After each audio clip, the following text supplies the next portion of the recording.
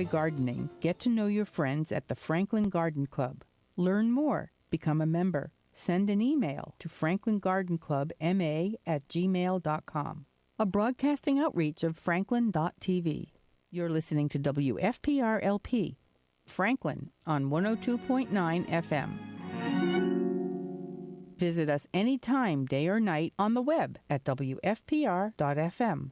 Thanks for letting us be a part of your day. Right, so the dominoes to that extent will continue, yeah. They will, but we have a pretty comprehensive process that is representative of the communities in which we hire for principals and a timeline, and we're putting that together.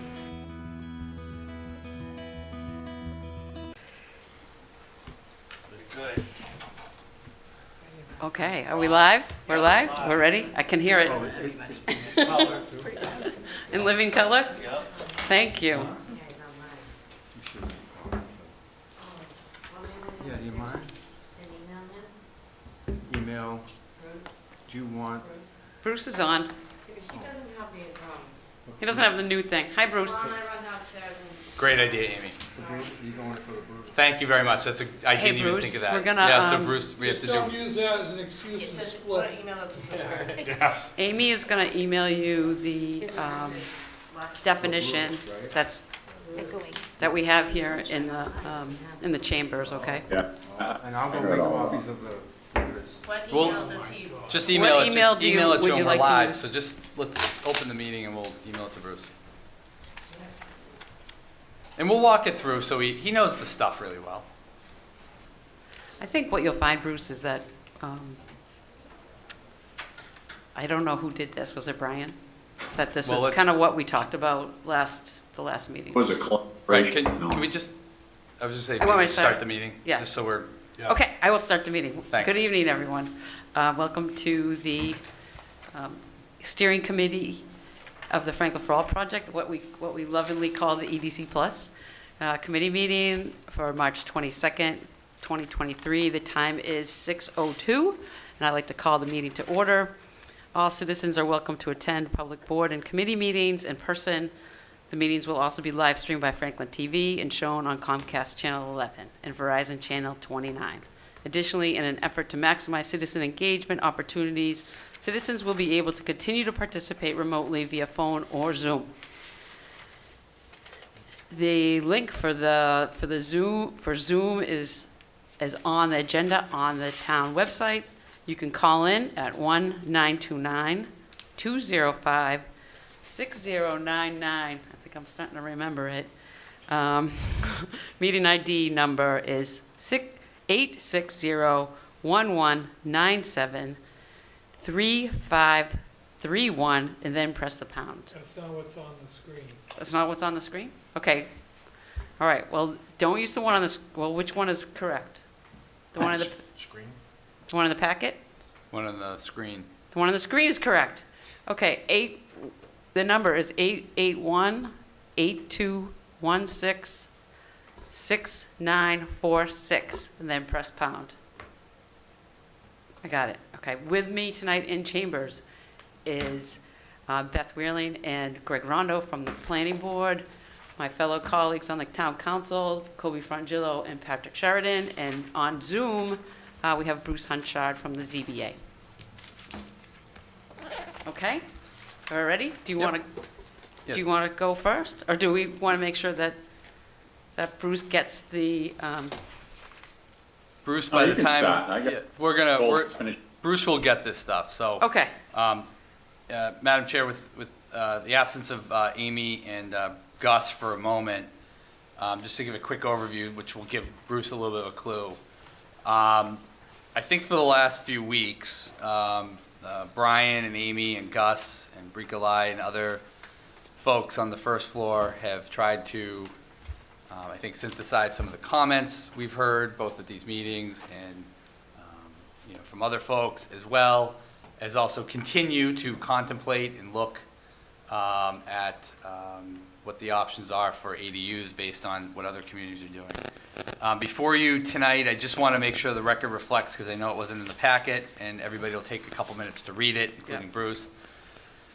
But before you is a packet of proposals that the staff put together, and actually, I will admit, I really had nothing to do with this, which was great. And I'm not trying to blow it off, but I thought it was great that, and I mean this, that Brian and Gus in particular, and Amy and everybody on the first floor really, for the last several weeks, have really worked hard to do a lot more research and look at what might be feasible in Franklin. And I think kind of like the inclusionary zoning debate, I think this is one of these proposals before everybody, hopefully, that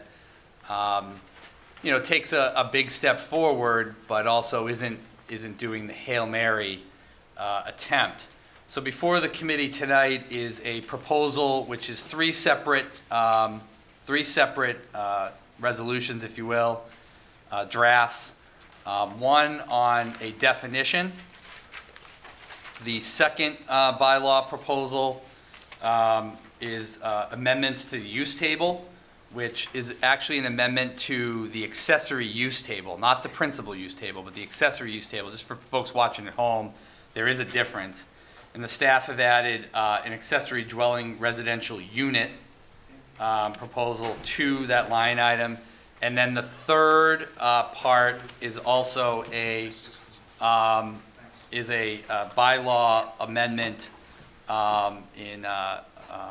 in town code in section 185-19, adding a sixth setback requirement for accessory dwelling units. So now that I've delayed enough and talked slow with a lot of ums, just for enough time for Brian and Gus and Amy to get back into the chamber, Madam Chair, I'd pass it back over to you and the staff to walk through, maybe Gus and Amy could just walk through the substance of all this and some of the rationale, and I think Bruce will pick this up very quickly. Thank you. Okay, thank you, Jamie. Yep, I think we should go to Gus or Amy, whoever wants to start, and let us know what you were thinking while you wrote all this stuff down. Okay, I'm gonna stand up. Yeah. You can stand up. I just concocted this the last half hour because it's been a last minute thing for all of us to make sure that we get in front of you when we have a Yeah. good presentation. What are you, this that you just So, handed no, us? this is my script. Okay, okay. I don't have it for you, sorry. I'm sorry. There's I'm typos. sorry, Gus. There's typos, that's why. Anyways, good evening, folks. Madam Chair and the rest of the committee, thank you for welcoming me and listening to me. The last few weeks, the staff has spent a good amount of time discussing the best way to present a guide that best creates a working ADU bylaw for the town of Franklin. The process made us come up with hopefully what we think will get us across the finish line tonight. Sorry, I'm out of breath from running all day. It's okay. Take a breath, deep breath. Our proposal starts out by requiring a ZBA permit in all zones for an ADU. Before you roll your eyes, hear me out, and please take notes, okay? In the denser zones, if someone wants an ADU, it is allowed by right. And the reason it's allowed by right in the denser zones is because a two-family is allowed by right. We don't differentiate the two. They're very similar. They were in-laws. I think we're going to get to an ADU bylaw in the future here. So I correlate the two. And please stop me if you need me to explain further, because I just did this. And I want to make sure everybody's clear on what I'm saying. Because basically an ADU is an apartment, and apartments or multis are allowed in those zones, those denser zones, the downtown areas. We will talk about setbacks in a minute. And again, stop me if I'm not explaining clearly or out of breath. To Patrick's point, ADUs that are in basements or in attics in those areas can be very attractive. Maybe even look at the non-detached structure such as these in denser zones as not needing a special permit. The real concern here is the outlying zones where I think our ideas are a good compromise to any objections you have. We believe that the ZBA special permit criteria has worked in the past, and I will continue to see that all needs are met with my recommendations to all to Mr. and Mrs. Jones that come into my office. Sorry, Glenn. He's not here tonight. It's okay. Ruined my punchline. Yeah, you're right. You did right. That's why I said, where's Glenn? I originally struggled over open space subdivisions or 40B subdivisions in relation to the setbacks of detached ADUs. As you know, in those areas of town, we allow for reduction in zoning setbacks. And the thought of a 900 square foot building, or ADU, next to our neighbors in these reduced areas would be reckless zoning. But I have a solution for that. I take a personal approach to every individual situation because as I put on my homeowner's hat, I believe that makes me better at my job if I look at it through the eyes and through their eyes and their neighbors' eyes. And that approach would be to explain to someone in those rural areas that my recommendation would be to place that ADU in a sweet spot on the property. A perfect example of this is the ADU that sits on the corner of Heather Drive. I believe it's Heather Drive, right, Colby? Near you? On Maple? It's Drive, Heather Lane. A perfect example of that is the ADU that sits on the corner of Heather Lane and Maple Street. The homeowner and I worked through the process, and it's a testament that it meets all the needs they have. Our ZBA board has the ability to impose greater or lesser restrictions on all special permits they vote on. And the bottom line is I've seen one ADU denied in my 25 years here. We can impose lesser restrictions later, but imposing more restrictions later is not what anyone wants to hear. And as always, my door is always open to any questions that anyone has. That's it. Does anyone have any questions for Gus? No? I think Councilor Frangillo does. Well, Yeah? Oh, no, we're Just- just like reading through it. Could, I'm sure, maybe Brian or Gus and Amy all could just walk through the Okay, substance. all right, good. I know part of this has been, this is a serious issue, I think, for all of you, all of us. If we get it wrong, that can be troublesome. And so I think part of Gus's remarks kind of, I think, illustrate the complexity of this. And, Yeah. We were at the MMA conference when Christine Medor spoke from the city of Salem. She's the council president there, also a very well-respected housing advocate. And I think the seriousness of this is they gave up in Salem. And I was shocked to hear that, and I was shocked to hear that they had PTSD, her quote, not mine, from the experience. So I think it speaks to the anxiety that comes through with this issue. Mm-hmm. And I think, like I said earlier, I wasn't really invited to work on this, which is great, because I think it speaks to the sensitivity and seriousness the staff are taking this, and I think that speaks to Gus's comments just a moment ago. But there's some really good stuff here, and so maybe they want to walk through it if you want, Madam Chair. Sure. Amy? I don't know who. Thank you. So the past several weeks, all three of us here have kind of been working through the changes, took in from the last EDC meeting, the comments that were made here, and tried to incorporate as many as possible to come up with a good definition. So we've got 3 bylaws in front of us tonight. There's the definition, there's the use table, and then there's accessory setbacks. So we want to just start with a few changes we've done with the definition. I know that there was talk about adding size. There was talk about whether it's a single family or 2 families. We've included 2 family. We've also added in, this is part Brutus, our DPW superintendent director, that any public utilities should be shared with the main house. We have no separate public utilities allowed on the lot. That's coming from him. So that's kind of the first section when you read through the definitions. The second bylaw that we came up with, calling it B, we originally had the use schedule within the multifamily use schedule. Right. So we've now moved it to 185 attachment 8, which is accessory uses. And we've added in accessory dwelling residential unit.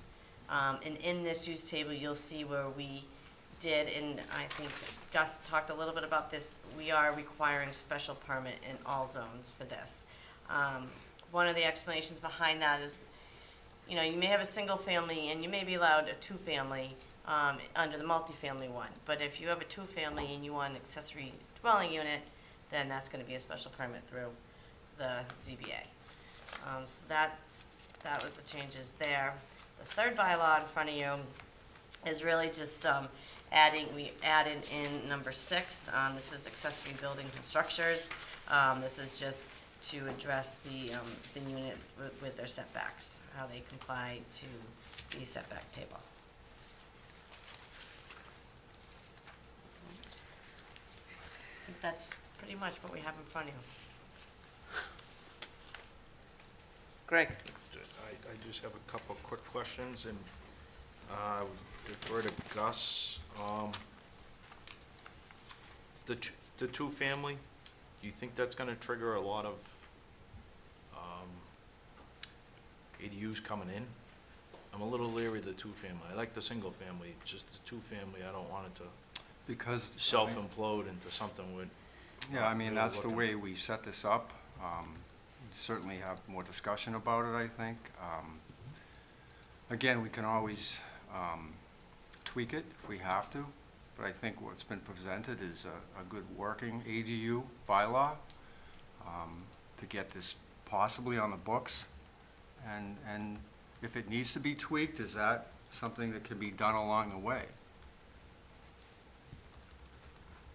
Are you asking? I'm asking Are you asking anyone. Mark and Jamie, or? Of course it can.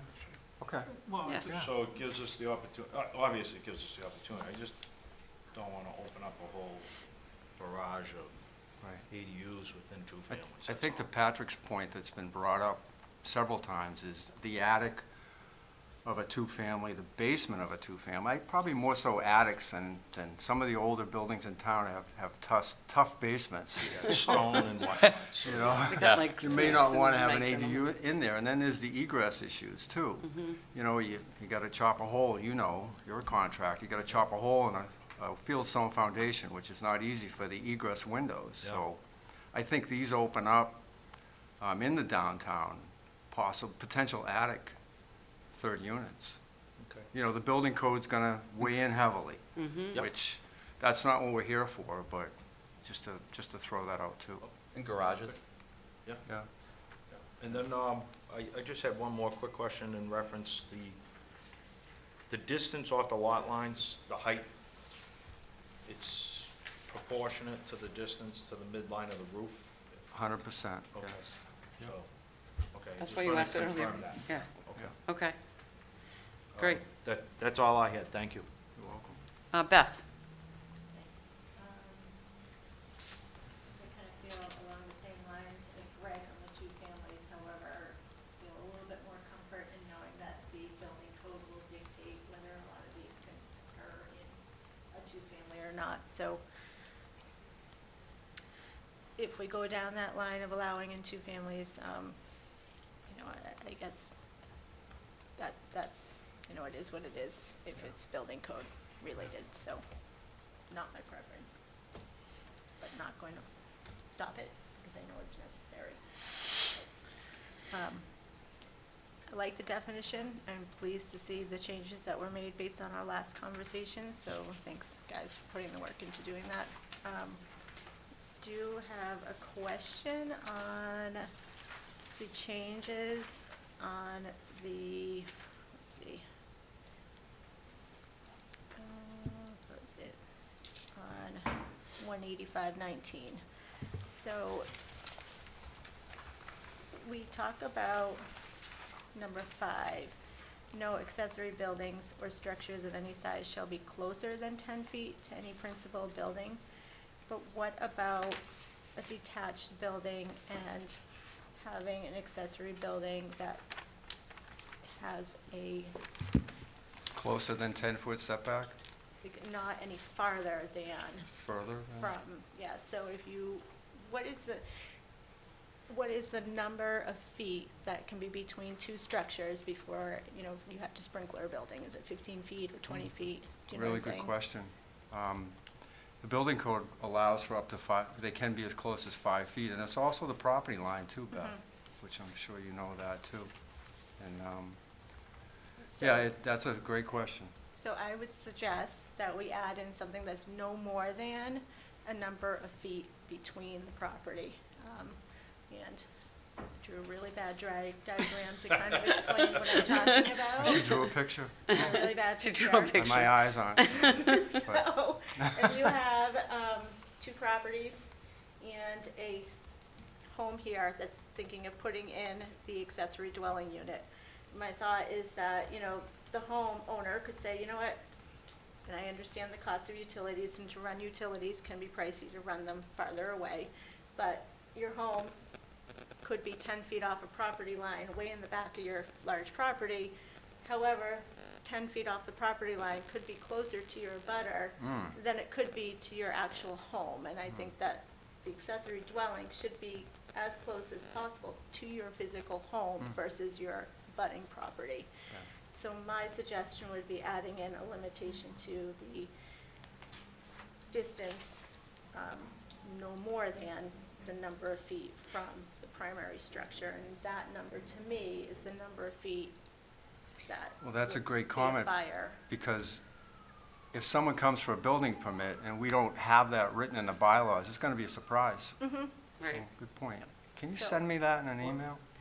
The picture? Everything, all of it. Hold on, hold on, But do you hold want on. to do it based on new construction, as you're saying? New construction only. I'm Okay. not necessarily On a talking a detached already. pre-existing This is- structure that's gonna be converted. I'm talking, if you're building something new, I'd like to see some sort of Yeah. thought on that one. Some kind of, a little regulation so that it's not completely far away from you and too close to your neighbor, is really what you're thinking, right? Like, how do we safeguard that neighbor a little bit, right? Yeah. But Thank you, Brian. Brian wants to I talk would like about to it. speak and for then we'll 1 go to minute. First of all, the distance from the primary residence, if building code says you need to sprinkle it, that's a building code issue, and it's not a zoning issue. Okay, so that is kind of covered. If it's not required, it's not required. As far as the third of the bylaws there, where you are into 185, with the setbacks, the setback, now, let's just say for a minute that you have it's in C1, not C, in C1, commercial 1 zone, where the setbacks, according to the chart, pretty much 0, right? Okay, so therefore, the 10 feet applies. But if you have a setback of 20 feet or 40 feet, or whatever the case may be, that applies. So it is the same as the primary structure, the actual feet. So there, it's covered already in that respect. But I do understand if you have a large lot, you want for financial reasons, if nothing else, you'd want that ADU closer to the building. But if they have a 300-foot long drive and they want to put it 100 foot in the woods, and they can actually afford to do so, and they're not breaking any of our rules, regulations, whatever the case may be, then I don't see any reason why we have to regulate that. I do understand what you're saying. You don't want, the ADU should not be real close to somebody else's home. However, it would be by special permit, and they're gonna have to prove to ZBA that that's the best place essentially for that. And the next door neighbor, if they're unhappy with it, has the right to come out and state that they don't like the placement of the property, and please move it away from my home. So I don't think we really need the words in there. I do understand the concept, but I think we're pretty much covered the way it's written. And, Okay, just my thought, but, no, you know, I just. I want you to keep giving us your thoughts, because they're usually pretty good, in case and this one is also, it's just that I think that subsection 6 kind of covers that. It's either a 10-foot setback, like, or the height of the building, which maybe is 12 or 15 feet, or whatever the case may be on the height, that's a setback that's required now for any accessory dwelling, or not dwelling, but accessory structure. But if it's an accessory dwelling unit, it's either that or what's zoned, what's in the zoning dimensional regulation, whichever is greater. So if it can't be 10 feet, unless it happens to be C1 or something where 10 feet is the actual dimension. No, I completely right. understand that. I guess my point is just saying that, you know, it could be, the setback from the side lot line could be, you know, 40 feet, but you have 80 feet from your house, and then, so it's gonna be closer to my neighbor than it is my house. I just don't think that's reasonable, personally. That's just my opinion. Mark has a comment. Sorry. Okay, so I'm going to go to Mark about this. Yes. Okay. So the special permit criteria, special permit reference the existing criteria. One of them specifically is number, height, bulk, location, and siting of buildings and structures will not result in abutting properties being deprived of light or fresh air circulation, or being exposed to flooding or subjected to excessive noise, odor, light, vibration, or airborne particulates. So that's one of the specific site, special permit criteria already in place. Okay, so that's like you can't be too close and be too So noisy. that's somebody who's applying for a special permit, that's one of their burdens, is satisfying that requirement, Okay, which goes directly to the concerns that Beth is raising. okay. And that's why it's special permit all across, so that they have to go through, right? Yes. Correct. Okay. Okay, Gus. Real quickly, Yeah. sorry. Through It's you, okay, Madam- it's through okay. you, I know Madam Kobe Chair. has a question and Bruce, but we'll get to it. It's all Sorry. right. Through you, Madam Chair, to Beth, I'd still like that because that's helpful when I review the permit. Because it's a unique situation, so if you could still send that to me, that would be great. Yeah, yeah, I mean, I think one of the things is like we have you here with us now, Gus, but we want to make sure that if somebody steals you and you start working for Bellingham, we want to make sure Or that Cambridge. that's I knew it. Thank you. Cambridge Yes. or Cambridge that the next building inspector knows how to follow the regulations that we have in Yeah. place. All kidding aside, Madam Chair, that was brought up today, Yeah. too, because take this very seriously. I know I joke around a lot, but Yeah, it's Yeah. a very serious thing because you want it to be carried through. yeah, Right. yes, and we want longevity and sustainability in this from this process as well, Right. right? So we want to make sure that whoever's in your position can do what you do. I know that's almost impossible, but Final comment, yeah, go ahead, Beth. I'm gonna go to Kobe after Beth. All in all, I just want to say, I think this is a really great step forward and hope that we can move along with it. Thank you, Beth. Kobe, did you want to say something? Well, I had the comment, but Brian, this is why we pay Brian, because Brian said everything that I said. Okay. I think it's covered by the fact that it still has to conform to Right. the current zoning, right, if that's less than 10 feet. Right. And so if it conforms to current zoning, and we would allow them to build the original house there anyway, then why would we care if they build their second house there? We already change the zoning if you think they're too close, but I don't think we do. So it just felt like unnecessary language was my immediate thought. I do have other questions. That was just the only urgent one. I don't know if Bruce beat me to the next. You have the floor, so you can go ahead. All right. Yeah. Thank you. I mean, this is fantastic in so many ways, right? Like you added to the definition. You thought through some of the key pieces. I think they're very reasonable restrictions. I have two main questions. One is, what happens with existing non-conforming buildings? Right, if a home already exists within the setback, I personally think that they should have as much of a right as anyone else to convert to an ADU. certainly not build a new structure, but if there's an existing structure that's non-conforming, it seems like they should have as much of a right as anyone to build there. We always have. It's always been approved. And again, in my memo, one's been denied in my 25 years. I think the difference is it required it to be a relative. And if we're headed in the direction that it doesn't have to be a relative, then not much is going to change, so to speak, if that makes sense.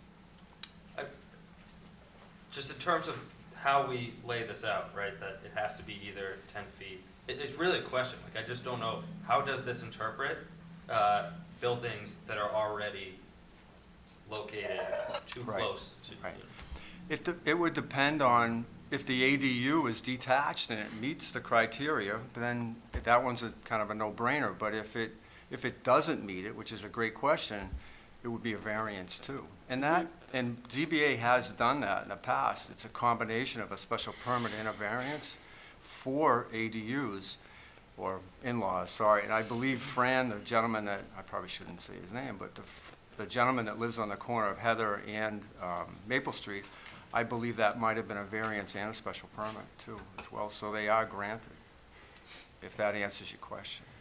Yeah, okay, I think it does. I think I just don't like the answer. But tell me, Yeah. explain.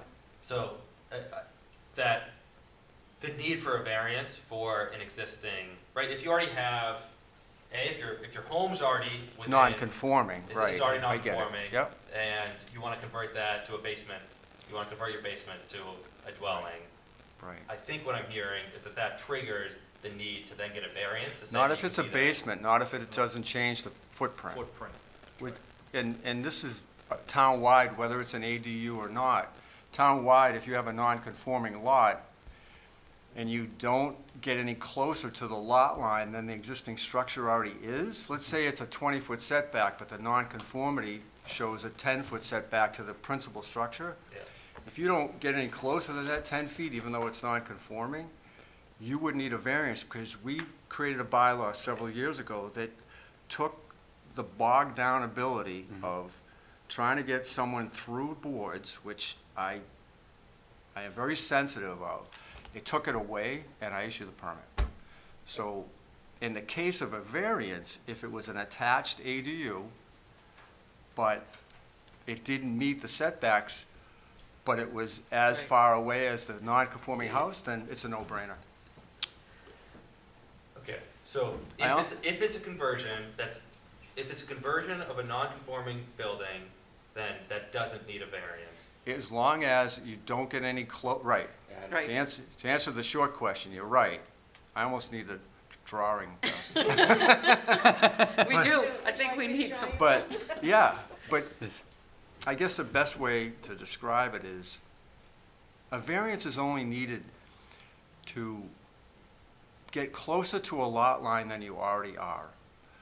So if I have a house that's got a 10-foot setback and my ADU is 11 feet that I'm adding on, no variance. Because you're still Correct. further away than that original non-conforming building. Now, if you did it 9 feet, like you couldn't fit that ADU in any other way, and this is across the board. Again, I'm not talking about, that's helpful, sorry, I'm not trying to cut you off, but I'm not asking about new buildings, I'm just saying the existing ones. I am too. I'm talking about if it's an ADU that's attached to the principal structure, no variance is needed, provided you're as far away from the lot line as the existing structure. Okay, we're going to go to, I think Brian wants to help answer. Too. Yeah. Right? It's just another way to look at it is you have a primary use, okay? It's on a non-conforming lot, okay?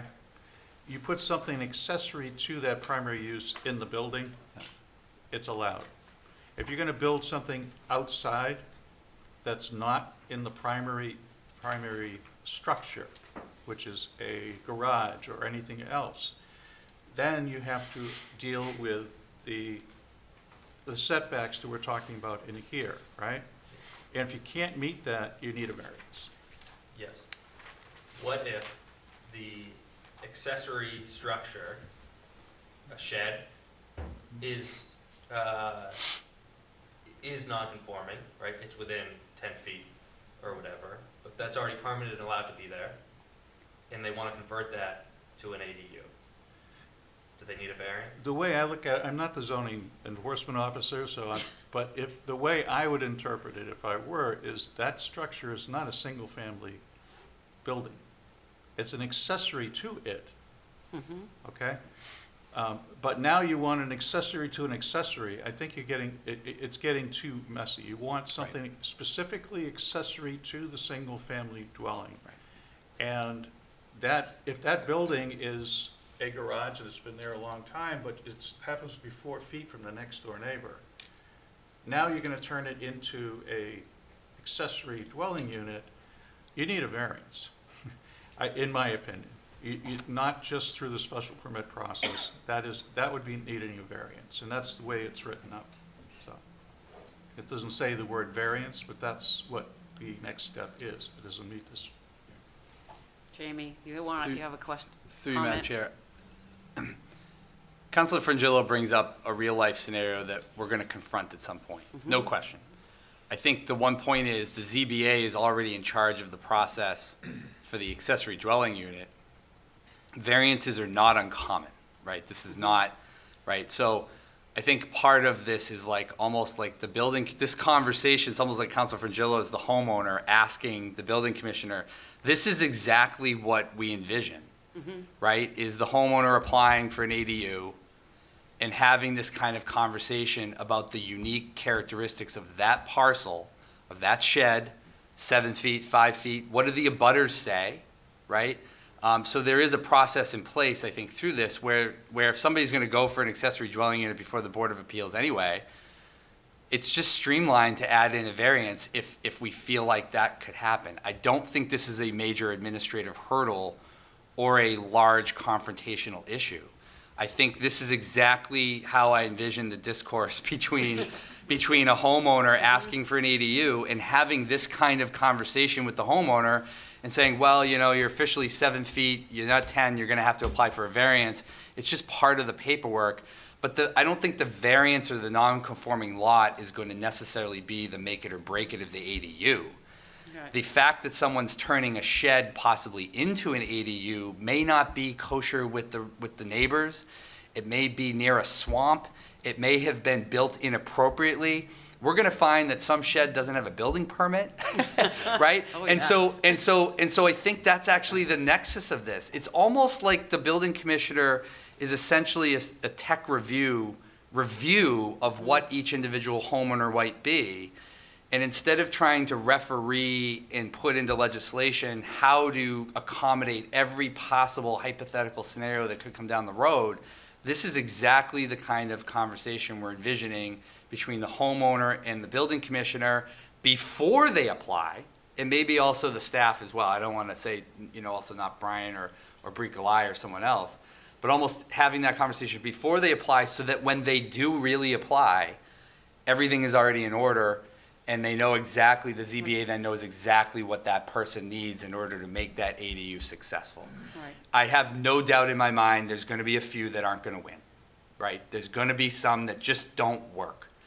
And that's just the way it is. And sometimes today, things just don't work.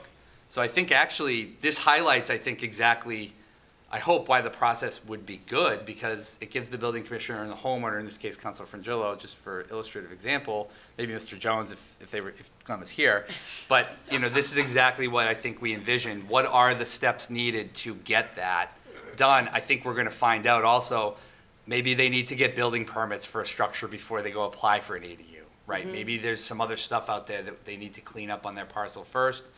And so I think while it may slow the process down a little bit, I think to your point, Councilor Hamlin, a few moments ago, this is the way you get ADUs to be successful, right? Which makes people hopefully support them more and build a product that people are willing to support for neighbors or whatever. So I appreciate the few minutes. Thank you. Okay, all right. I think it's like really important for the homeowner, Councilor Frangillo, to be able to know exactly what is expected of him or her, yeah, right? And so that's what this process is. That's what we're trying to do.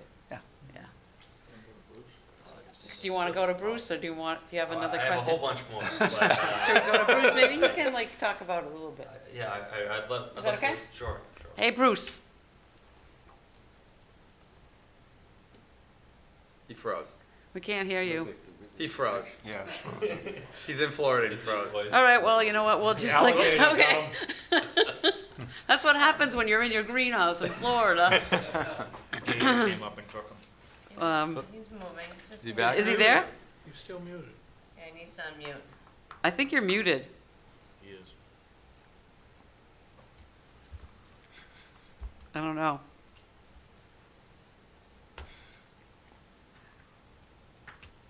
I don't know what's going on. Is There there we like go. a We storm or just something in moved. between There we here go. and there? There he goes. Hey, Bruce, are you there? Yes, you guys froze up for a minute, but Okay. I don't know Hearing why. aids.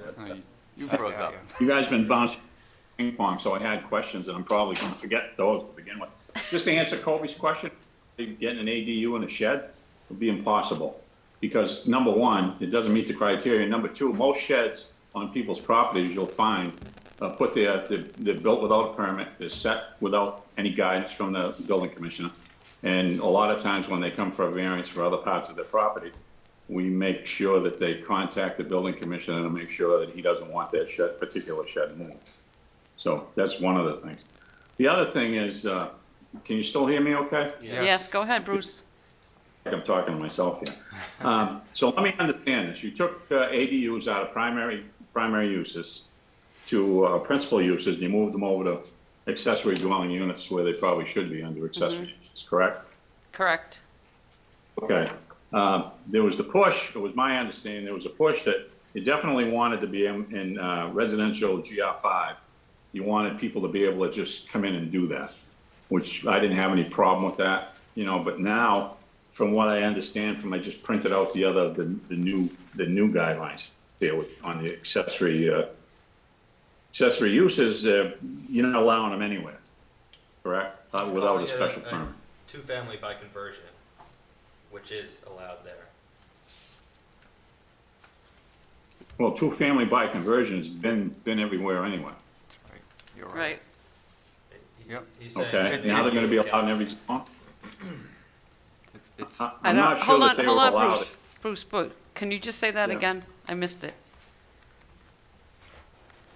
What's that? I think you kind of broke up a little bit when you said Two-family by conversion. two-family by conversion is allowed, right? Everywhere. And so, what Gus, help.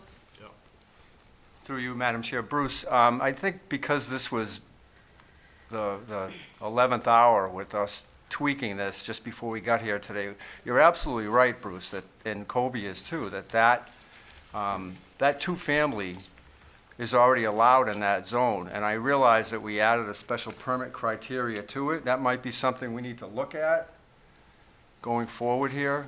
Even though we are requiring it to be a special permit, it's kind of a moot point or a wash. Right, Kobe? Is that the way Yeah, I'm not you even look saying at it that too? it's a special permit right now. So Bruce, I'd love to hear your feedback on that. Well, on general residential 5, it's allowed. Right. It's a yes. And, so whatever, so. But now you're making them, they need a special permit in every zone. Like I said, you bring up the thing about where you're trying to locate these buildings, these accessory dwelling units. I agree that, if you got a big parcel of land, it shouldn't go 10 feet off the line to some of the neighbors and then be 50 feet away from the house that's actually getting benefit from the ADU. But I still steadfast say that anything in GR 1, 2, 3, 4, 6, and 7 should be, you should stick another note in the notes there, maybe to go to number 8, that it should be some sort of a family member that's gonna live in that ADU. Otherwise, just stop and think for a minute what you're allowing here. You're allowing anybody that lives up in, up off of Jefferson Street, up with Diana Estates.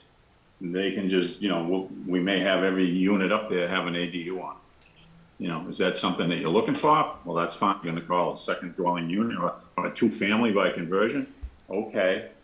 But then, you know, you got the other thing, Autumn Lane or whatever it is up off of Prospect Street, all those big houses and everything, you know, Mercer Lane, South Street, the project off of South Street.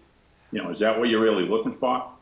You know, I think we've kept this under wraps pretty good ever since the first one came before us.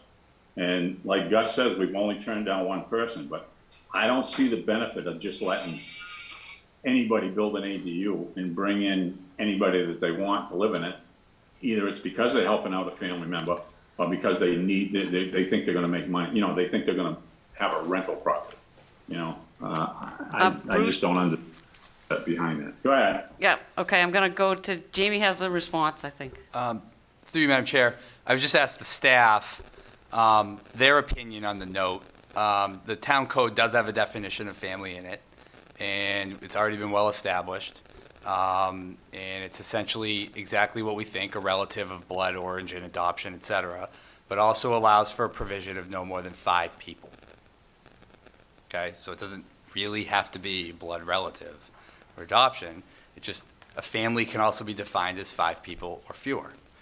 And I don't know if a note would calcify that. I would leave that's Brian, Mark, and Gus's and Amy's expertise. I don't know if a note would help, but it might point people back to the definition.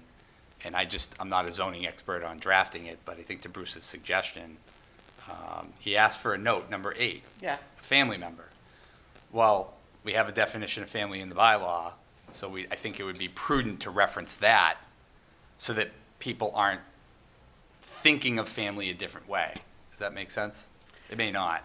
It makes sense, but I don't think that's what our goal is here. Right. I think we do want to make it open to other people, not just family. The current code allows that. Current town code allows that. 5 or fewer, you can already have that. Does not need to be blood, child, relative, Okay. or whatever. So I'm just saying, we already allow that. You guys have to correct me if I'm wrong. But I am wrong. No, you're right. Oh, okay. He shook his head like, no, like, stop talking, Jamie. And I was like, so I'm just saying, like, the current code already allows that expansion of the individual family to define their family. I don't want to be in the, Mark's going to really drill into this. We don't want to get into this go ahead, Mark, from a legal perspective, because we all agree, I think, on this, about family. So the focus is a couple of things unrelated to family. It's separate dwelling unit as opposed to everybody living in a residence. It's one big dwelling unit.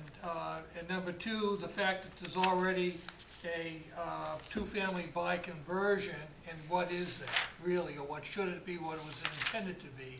I assume it was to take one building, one structure, and subdivide it, if you will, into multiple dwelling units, 2 dwelling units within that one existing building.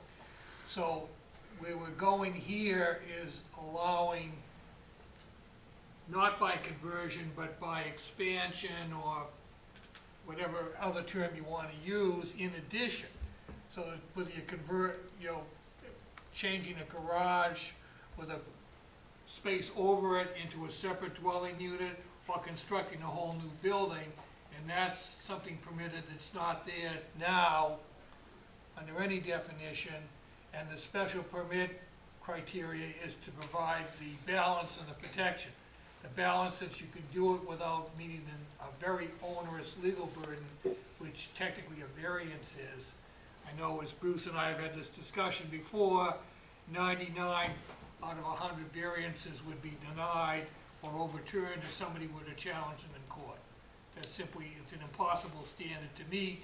Special permit criteria is more of a balancing, and it takes into account both the needs of the property owner looking for relief and the protection of abutters and neighborhood and all. So it's a more flexible standard. Gus? Through you, Madam Chair, what Chairman Hunchard brings up is real life. It's unintended consequences sometimes without a family member being in that dwelling unit.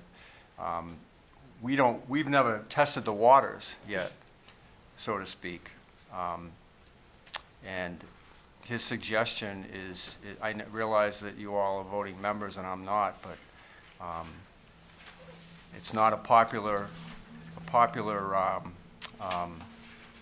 thing I'm saying here, but it needs to be possibly looked at. That's all I have to say on that. I'm gonna go back to Kobe, Okay. and then I think we got Patrick after Kobe, and then, oh, Bruce took his hand down, okay, so. Okay, Back go up ahead, if you Kobe. want. No, it's okay, we'll come back to you, because we wanna talk about this, I think, right?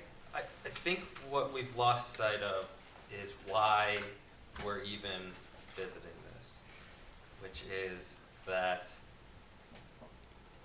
people are struggling to afford to live in Franklin.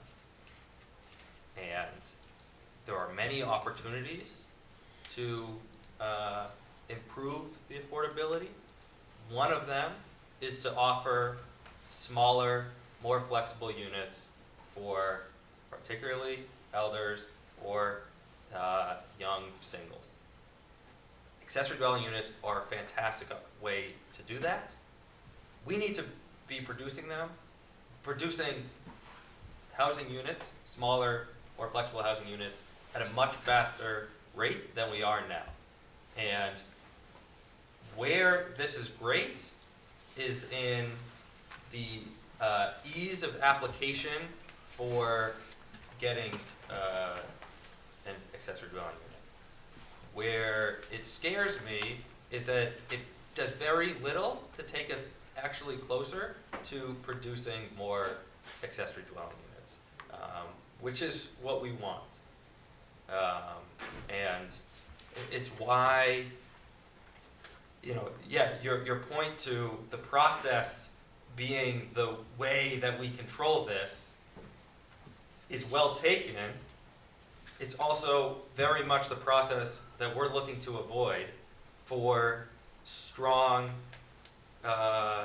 projects, right? If it conforms with everything that we put forward, then we want some pathway where it says, you've done everything we've asked, check with our building permit, make sure that you're in line with everything, and that's it. You get to go forward. You get full 100%. There's no, what if my neighbors show up and they don't like it or they thought it was there? Nope, we said that, hey, if you're here, if you're within these strict regulations, then you can move forward. If you're not, that's where we have a special permit. That's when we go for variances in front of the Zoning Board of Appeals. To assume that the baseline is that you're going to have to argue your way through is what slows down, is what prevents them from ever being brought forward, never mind developed. And so it's why it feels, so it's why I was asking about the existing non-conforming, and then really my second point was on the by right versus special permit. On the existing non-conforming, yes, 100%. If something didn't have a building permit to be there anyway, or it wasn't a use, like a structure that actually exists and can stand on its own, 100% don't want it. If you had a barn that you built in 1850 that your great grandparents built, and you want to have your grandparent move in there, and it's a little too close to the lot line next to you, I don't want to make you justify that or go and argue and risk not having it, because then it'll just never happen, right? They want you deserve as much of a right. You're doing a good service for Franklin. You deserve as much of a right as anyone else to convert that existing building that has a building permit that was allowed to be there at some point, and then the rules have since changed. You're still allowed to convert that. That's what I'm looking for. And that exists, right? There are other, I was looking at Arlington's this morning that's specifically laid out for, non-conforming buildings. They're still allowed, sort of just had an extra point. And that seems like something that's worthwhile adding. And why is it worthwhile adding? Because it's worthwhile converting all of these to, if you follow everything that we have said, it should be allowed by right anywhere in town. Anywhere in town. If you want to infringe on someone else's property outside of the current zoning, 100%, you should have to justify that and ask for a variance. But if you're within existing zoning, and you're just adding a second use, so that someone else can have a housing unit, and you comply by everything, and 900, that's a very restricted, 900, 10 feet within everything else, then you should be allowed to go forward. I feel very strongly about that. And it's to get to our housing production goals. That's where I'm at. Okay. I'm going to go to Patrick. Chair, through you, I don't think we need to add the word family, because even though I agree that the definition is that, I think it would just confuse people. Yeah. You know, and, yeah, but plus it could have, I think as long as you have the owner living there, they're gonna make sure the person's, Right. the people, the vendors, I mean, if you only get a place where there's absentee landlords, obviously. Right. But as long as the owner's on the property, they're gonna make sure, they're gonna check the people out, make sure they're safe, and, I mean, they're not gonna want noisy neighbors either, they're gonna be closer to Right. them, so. Right, thank you, Councilor Sheridan, I agree with you. I think if it's owner occupied, it doesn't matter which unit they live in, right? It's a great way for somebody to get some income and to actually be able to stay in Franklin and then have another family give another family a place to live. And that's, I think, what we're trying to do, right? Beth? Hi. Hey. I respect what Kobe's saying, but I do think we need to start somewhere, and I don't know necessarily that everywhere in town should be by right. And unless there's anybody in the audience that wants to make any further comments, I'm going to go ahead and make a suggestion or a motion, that we move zoning bylaw amendment 2389A, B, and C to town council as suggested at this time, because I believe that the steps that have been made in these bylaws that the town has worked, our staff has worked really hard on, and our input has been provided, will produce some sort of start to accessory dwelling units for us. And I think that it's a way to begin. So that's my suggestion right now.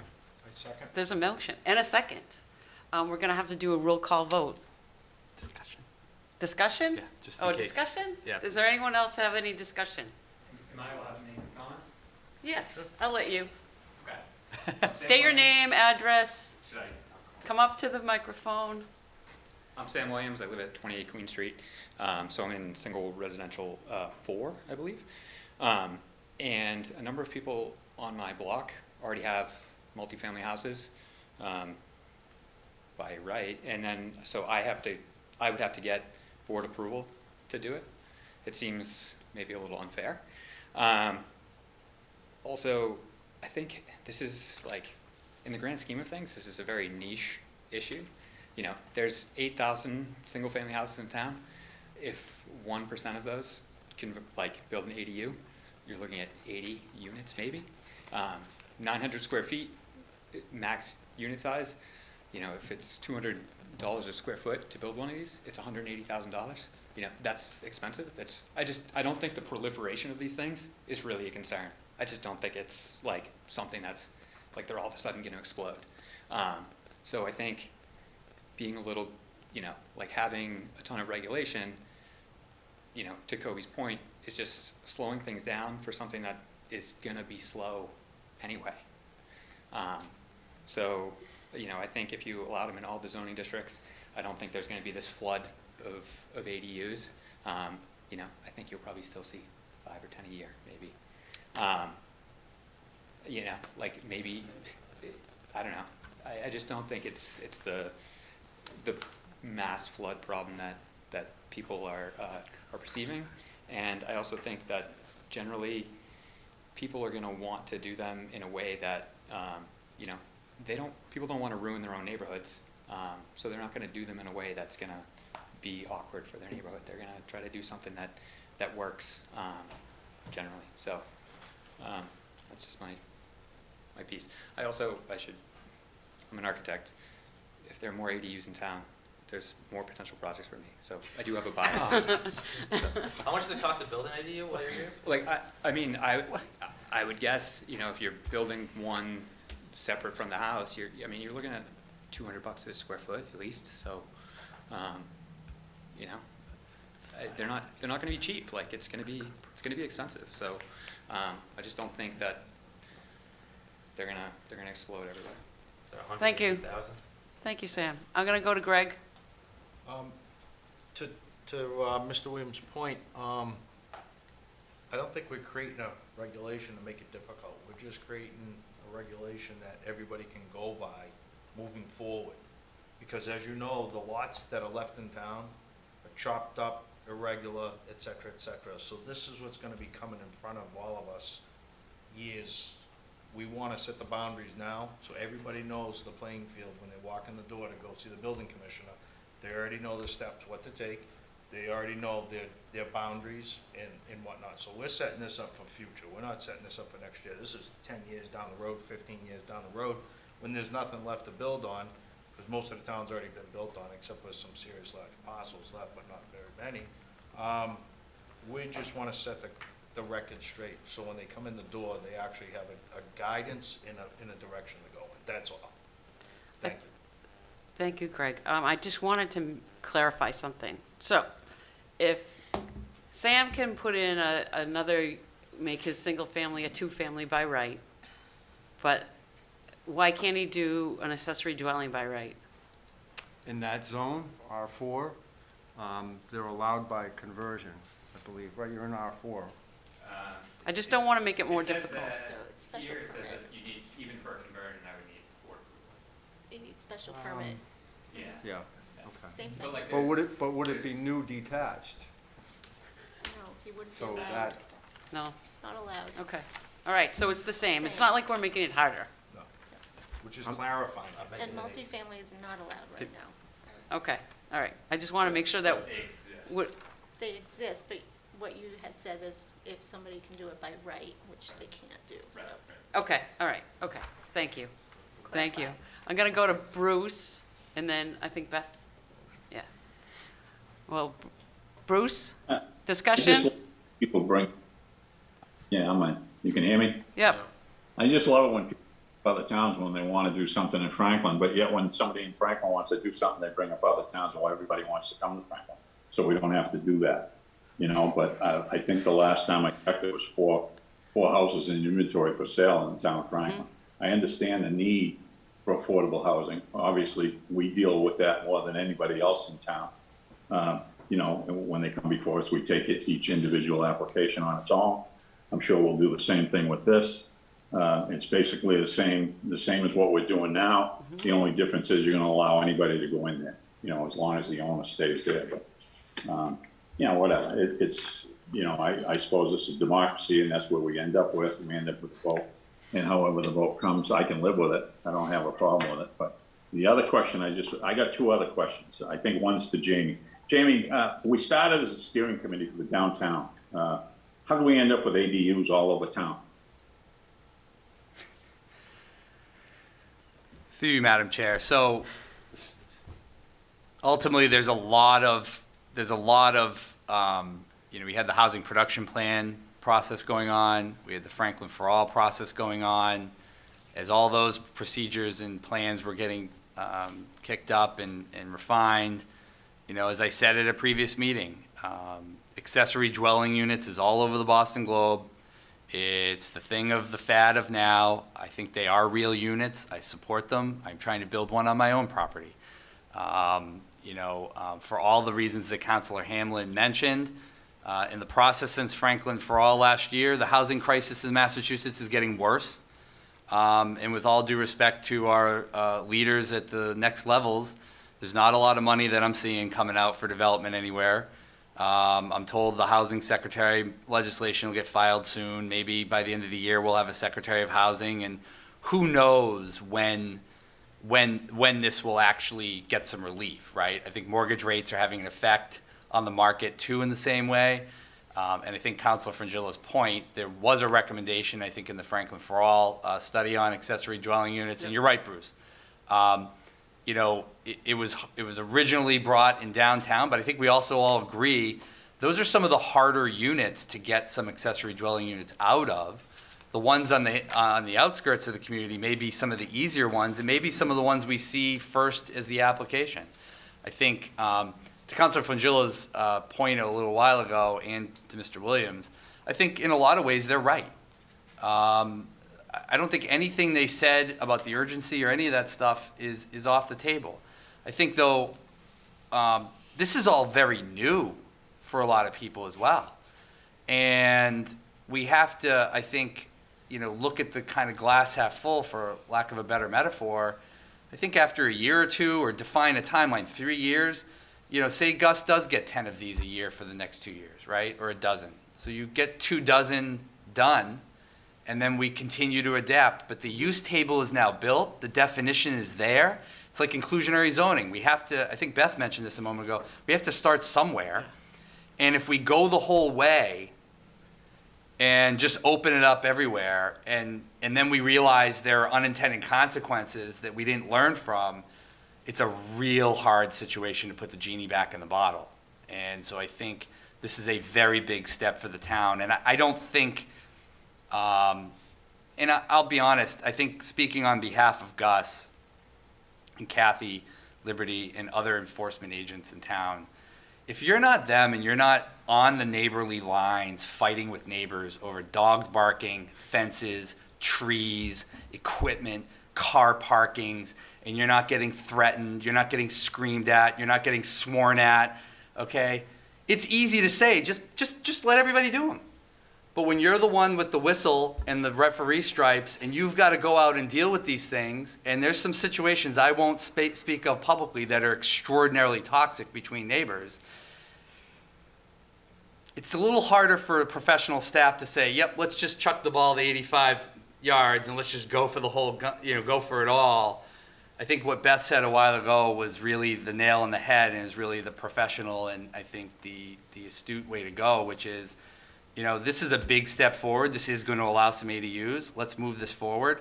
And I think to Bruce's question, we're trying to give everybody in town a fair opportunity to apply for them, given how important they are in the public consciousness these days, right? And so instead of just staying in downtown commercial like the Franklin for All study, I think the staff and everybody, including all of you, have said, let's look at this holistically throughout the whole town. So I think, Bruce, we expanded this beyond downtown. Inclusionary zoning did as well, and so I think we're just trying to get some more units in there. Hope that answers your question, Bruce. Yeah, the next question was, you can answer this one too. Do any of these ADU count towards affordable housing? No, I would imagine, but. Unless you put a restriction on. If you put an affordability restriction on, it could. And I think to Mark's point really quickly, this is why a lot of local officials are frustrated with the lack of inaction at the state level. This is a great, think of what Mark just said. If they were able to put out some ADU legislation and allow those units with a restriction to be put on the SHI, that might be a really big deal for a community like Franklin. That might be a really great asset. So the SHI, the Standard Housing Index, or whatever, the 10% for 40B, subsidized. Thank you. Okay. Did that answer your question, Bruce? Okay, thanks. I'm going to go with Councilor Sheridan. Just for clarification, if the owner sells the house, does it go back? What do we go back? Do they don't have to get a new building. They don't have to go back to new owners. They can just assume they have. Okay. I'm going to let Mark answer that. The special permit procedure would depend on how the decision was worded. Okay. Unless they put language that said it was limited to that party, then it would run with the land. But they have the ability with a special permit to condition it just on that property owner. Just to answer that, everyone that's been granted has that condition on it. Has what? Then it expires at the end of that person's ownership. That's the way they're doing it now. That's the way they're doing it now, right? Okay, right. That's. Beth? I would just like to point out, as you as counselors are well aware, we have the master plan in the works. Great opportunity to further explore what you might want by right for accessory dwelling units. So good start here, maybe explore it further during your master plan. Just saying, don't stop it here. You have further opportunities. Refine it. Don't lose out. Just a comment. Mark, you want to? Yeah, I've been practicing law a lot of years and doing a lot of municipal law for a lot of years. And unfortunately, you would like to think that these things bring out the best in Perth people, but unfortunately, that's not necessarily so, as Jamie alluded to a few minutes ago. And if you don't have some mechanism in the toolbox that gives you authority as a municipality, there's nothing you can do about it. The special permit gives the control. You're not necessarily gonna exercise it. If it's a slam dunk, you could probably get it done in one night. If it's more complex, then it's gonna take the necessary time to address the issues. But that gives you the flexibility and the legal authority. Once you say as of right, then it just is totally out of the town's hands, and when people appeal to Gus or whatever, or Gus comes to me and it's like, that's a private property matter, there's nothing we can do about it. Okay, thank you. Kobe? I have one aside, just while it's there. Special permit gives us the control is the single biggest theory that has put us in the housing crisis that we're in now. It's why I can't afford a home, it's why my peers can't afford a home, because we made it so that at every single step of the way, everyone and their mother gets a say on whether you can build that one additional unit. That's what we're talking about, is trying to be like, wait, where do we not need to do that? Should everything be a special permit? Is that the system that we want? No, we want a system that says, hey, what do we want the town to look like? Great, let's set those rules. And then anytime you're gonna break those rules, that's when we have a special permit, right? That's what we're talking about here. There was a point about what the state, it would be nice to get more direction from the state. And I agree, it would be great. But here's what the state does do. They have a housing choice, which we can be eligible for. We are. The newest criteria for housing choice projects is whether you allow accessory dwelling units by right, which we would not be eligible for. The question about whether we get run over, there have been studies. There was a study of the 100 cities in the greater Boston area. 37 of them allow accessory dwelling units. They permit 2.5 accessory dwelling units per year. That's the average in the greater Boston area. We're not talking about getting run over when we allow accessory dwelling units. And finally, I would just go to our friends at Pioneer Institute. You said exactly what I'm saying, right? Why are we here? Special permits may be seen by homeowners as too risky to bother with. Even if in practice, the permitting boards, typically the ZBA, grant permits to all projects that meet the regulatory requirements. Right? They are saying you should allow them by right because the very idea of having to go through the process of going in front of a zoning board is preventing people from coming before us. Again, you're saying that this is taking us so far and that I'm asking us to go further. I'm saying this is barely taking us anywhere, and I'm asking us to actually take the step forward that we agree that we need to take, which is to actually allow 2.5 more of these per year to allow that much, just a little bit easier, if they conform with all pre-existing zoning. That's what I'm asking for. I did pull up, and I would say this in case you guys are interested, because I would like to offer this as an amendment, but I'm not sure if I can. Can I offer with an active? It's an active motion. Yeah. So I can offer an amendment to Yep. it? Okay, so this would be one of them, which would be to add a new paragraph to accessory dwelling units that say, the creation To the definition? to the definition, Okay. I think is probably the easiest place. And it's gonna be a little long, but bear with me, because I think that the existing, sorry.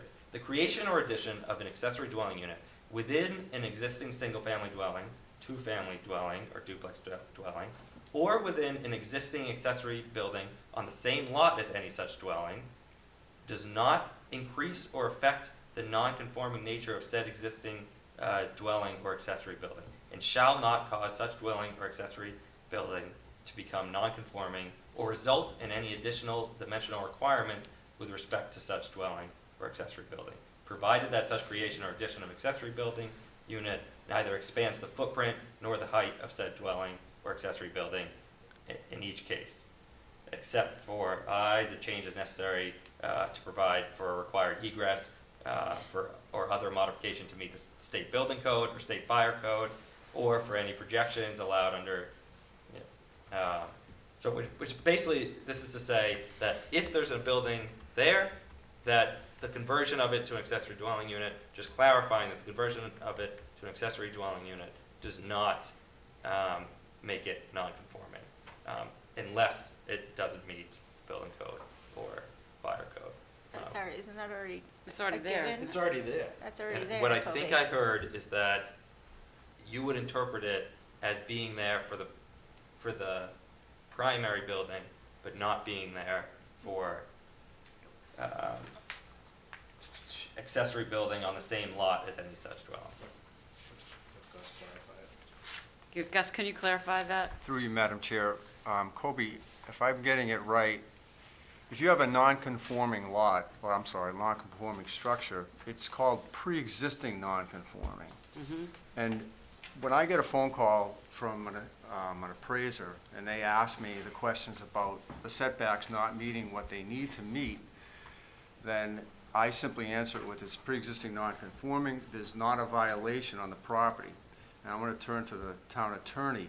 If that accessory dwelling unit is built that might have a variance to deal with the more non-conforming, it's still, I believe, after it's built, after it's got the approvals, after the people move in and I get a phone call from an appraiser, my answer is it's pre-existing non-conforming, because the house already was. I don't believe, and Mark may correct me, I don't believe it makes it more non-conforming, because it already was non-conforming.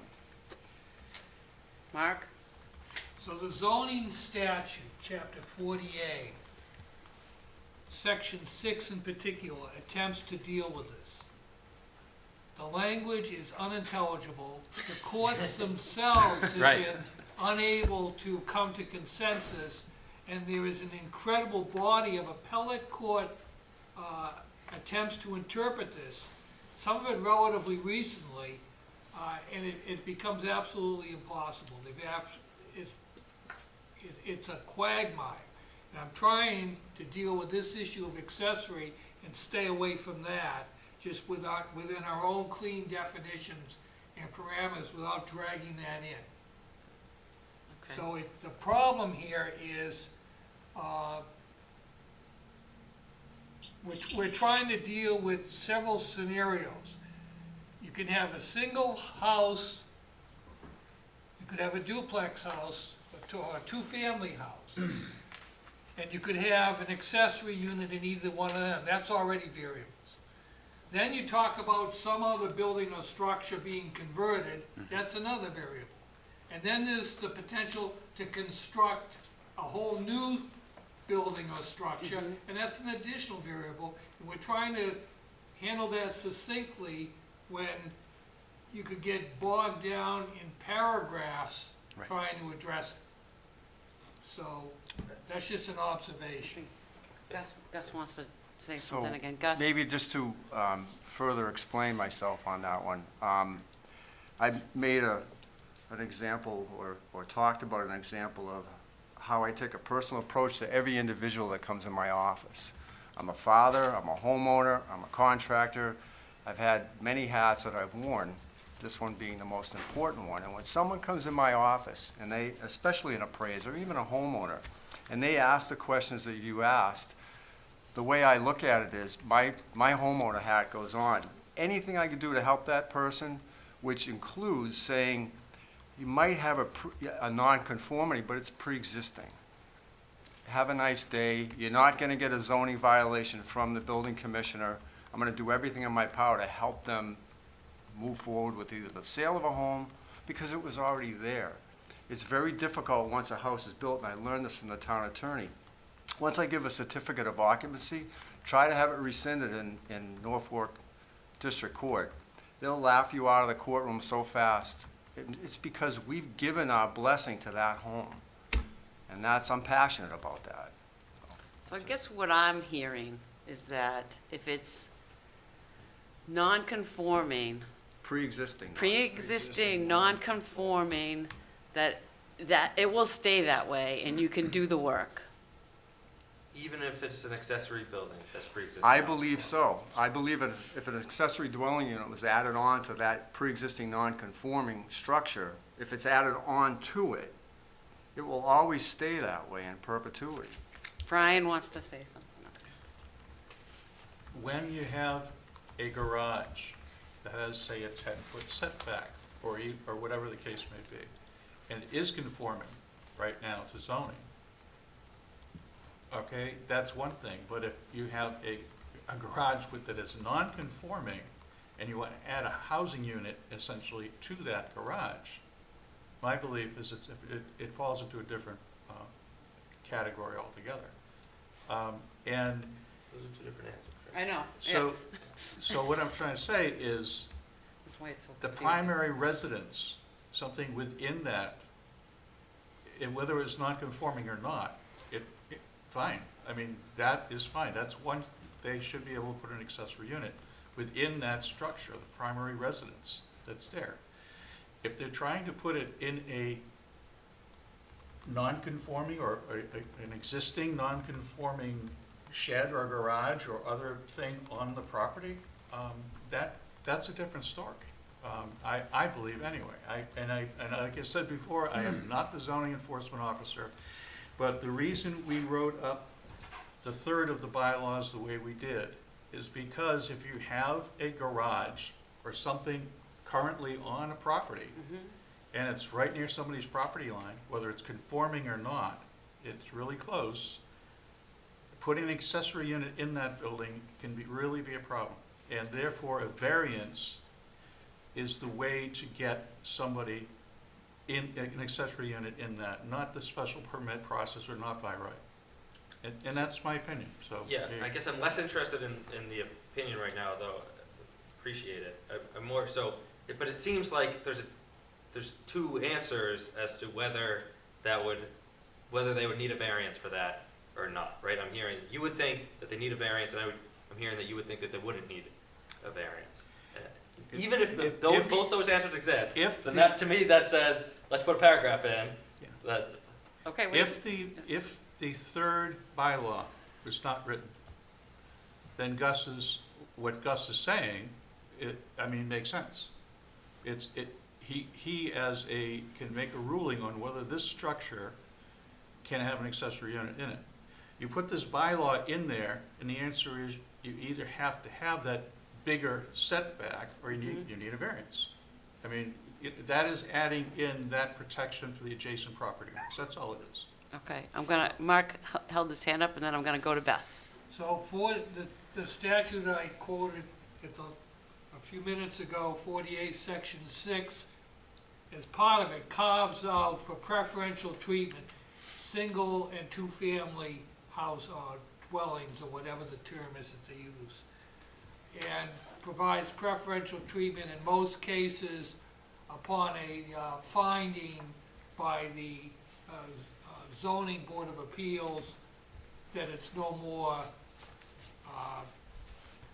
adverse or no more impact. Essentially the language you read wherever you got it from tracks it. Then you don't need any kind of zoning relief.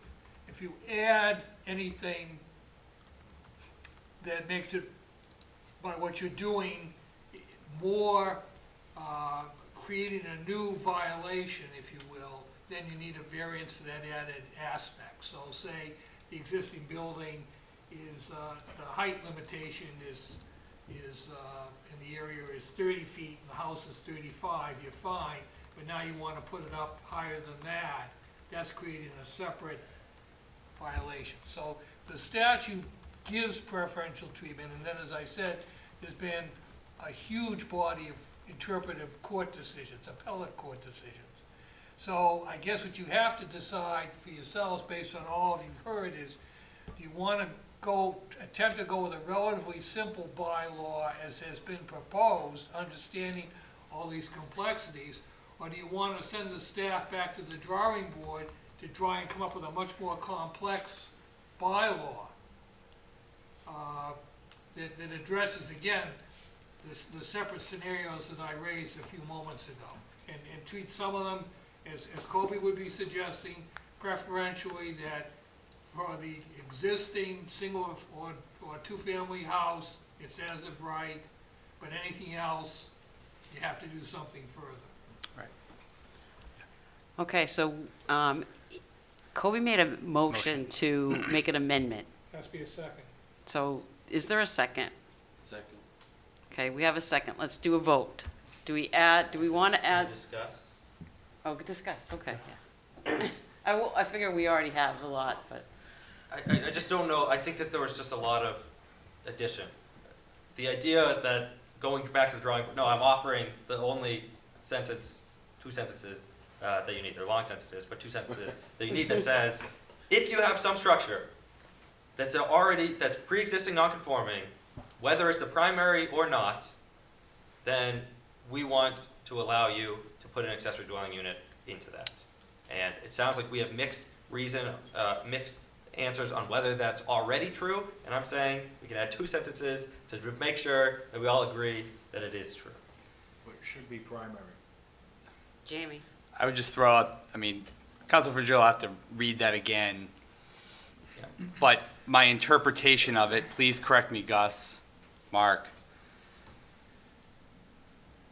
that essentially overrides what's here in front of you and says that if you have a current structure, by right, you can shove in the accessory dwelling unit where you want. So in essence, I'm just trying to characterize this on the spectrum for folks. That's essentially the Wild West. That's essentially saying to people, I'm not trying to do that. hold on, by right, but the language does do that. By right, when people hear that, they go, I can do it. And they don't think, oh, I have to get a building permit for a shed, or I have to go make sure I get an electrical inspection, or I have to get a chicken coop reviewed, right? I can just go build it. This is where the incivility comes from between neighbors. And I agree with Councilor Frangillo and Sam. I totally agree with them. Putting these in front of the Board of Appeals is a barrier. There is no question about that. But the question for this board, and then eventually the council, as well as the planning board when they have public hearings, is really about how, from a timing perspective, how urgent are we, I guess? How fast do we want to move? How much does the staff referee all this? And what we're just simply saying is take the modest step forward, like inclusionary and other things, and say, let's get the belt and suspenders going here, get a bylaw on the books. And I apologize to characterize the amendment as the Wild West, but it is. It eventually is just saying, if you have a building, you can put in an ADU where you want, kind of regardless of what the neighbors think, or what the neighborhood street is, or the character, or all these other factors. Those are barriers. I'm not denying that. But I think for the public's edification, we have to understand, what is it that you want? Do you want everything to just go in by right and just have everybody do what they want? Maybe with some basic criteria, or, take this step forward, which, as we heard before, Salem gave up, and say, let's try it, let's try to encourage it, and let's try to do these so that they're successful. I think Mark's comment, unfortunately, is true, where you're essentially going back to the drawing board and creating a longer, more in-depth, complicated bylaw of specifying here this, there that, there this. And I think from listening to Christine's presentation in Salem, that was one of the reasons why they couldn't get it done, is because everything became so convoluted about this street, that house, this corner, what about there, that they overprescribed the system that didn't give any flexibility at all and just allowed people to just do them. And I think there is a fear from the public, I'm getting emails all the time, as all of you are, Don't approve 237 Pleasant. We don't need housing. Yep, we know we don't want any housing. We don't want anything. So I do think the public, whether they're right or wrong, is saying, time out. We just need to know what's going in. And I think if we allow just unfettered building, I do think we're going to end up with systems where Gus is and the staff are put in a position where we don't even know how this is really going to work. And I think that that's clearly some of the staff anxiety around Kobe's point. I would love to get to the point where we just say why across the board on there, right? I think everybody genuinely, from heads bobbing, is saying, yeah, let's just have whys right across the board. I just don't know if everybody's firmly ready for why right across the board. Meaning yes. I know. Not why, No, sorry. okay, no. okay. I want to be very, I'm gonna let Kobe respond to that, okay? that is not my amendment. That's my next amendment, and we want and we'll get there. And we can talk about that, right? I'm just saying that I don't want to change the dimensional requirements. That if you're within existing dimensions, then you don't. Then we're just clarifying that you are. That's all this amendment is. It's just saying that that if you have something that's pre-existing non-conforming, then you don't have to reapply new dimensional when you convert it to an ADU. Right? We're clear that that's what this amendment. That's what chapter 185-18 is. That's why you have the non-conforming building structures and uses, and that's why you have a building commissioner. Why do you need to spell it out in a definition? Because we have You two don't different need answers in to. front of us. But Well, Yeah, you don't I- need to we spell really it don't, out. though. That's, you No. don't do that in every single instance that you have throughout planning. That's why you have a zoning bylaw. That's why maybe that's where you go for discussion with your building commissioner, Kobe. It doesn't make any sense to do that. Please, It just if I'm is misunderstanding it, then not- please help me and let's You are take the time. misunderstanding it, I'm telling you. But what I'm hearing is on, what- if a shed that's, or whatever, a barn that's within, that's closer than 10 feet to a property next door, if converted to an ADU, you would say, well, the barn, assuming that it meets all the building code and fire code and was allowed to be there, zoned there in the first place, you would say that, yeah, that could be an ADU and it is pre-existing non-conforming. Here, I have a diagram. Can we And let, you would say, Here, no, because you're making it Here's an my ADU diagram. now, It's different. then it's different. here's my diagram, okay? So so what I Beth, have here. Beth, wait a second. I want Gus to getting very reply to that. frustrated right now. Okay, all right, because I agree on this point with Kobe. It seems like there's two different answers. And so we need, and so it's just like we just want to know what the answer is. Is it just so up in the air that No. we don't really know? No, Gus is it's saying, not. no, we It's- know. I mean, So I let's, do it every, Two different scenarios is what they're presenting. Yes. I do it every day, so I apologize if I haven't explained it enough, but, to Colby's point, if I have, let's say I have a barn that is 8 feet off the property line, it's pre-existing non-conforming, no ifs, ands, or buts about it. You know, if it was built with no permit, that's a whole nother story, but there's also, you know, there's a lot to the zoning that I've still only scratched the surface of Mark's brain to understand, because it is complicated, but to try to answer the question again, that is a non-conforming, pre-existing non-conforming structure. To add an ADU to it, and if it was connected, it will always, oh, sorry. Not add. Convert the same structure into an ADU. Okay, convert the same structure into it, it will always be a non-conforming structure, pre-existing non-conforming structure, I believe. Are you making it more non-conforming is the question? The way I look at it is with, I don't with- think we have an with- answer. It may be a situation to get a finding from the ZBA. right, Exactly. and if, Right. the way I look at it as, it was pre-existing non-conforming before they turned it into an ADU, it will stay a pre-existing non-conforming structure. However, with relief from the zoning board, that owner comes into my office, that appraiser comes into my office. My answer is that's a pre-existing non-conforming structure, if it's a converted ADU. Now, I don't know, Brian may rebut that. No. To clarify, okay, we're talking about this for a long time. To clarify, okay? Yeah. Gus does what he does, and if we allowed ADUs by special permit, and we didn't talk about setbacks in what we're creating right now, in the bylaws that we're amending right now. What he's saying is 100% true. But if we had passed the third amendment, the third zoning bylaw amendment, that states that you cannot do that. Okay, there's the difference. That's what I'm trying to say. Okay, so right today, if you have an existing non-conforming structure, it will always be existing unless we do end up changing the setbacks in the zoning district or whatever. Got it. Okay? Got it. However, Okay.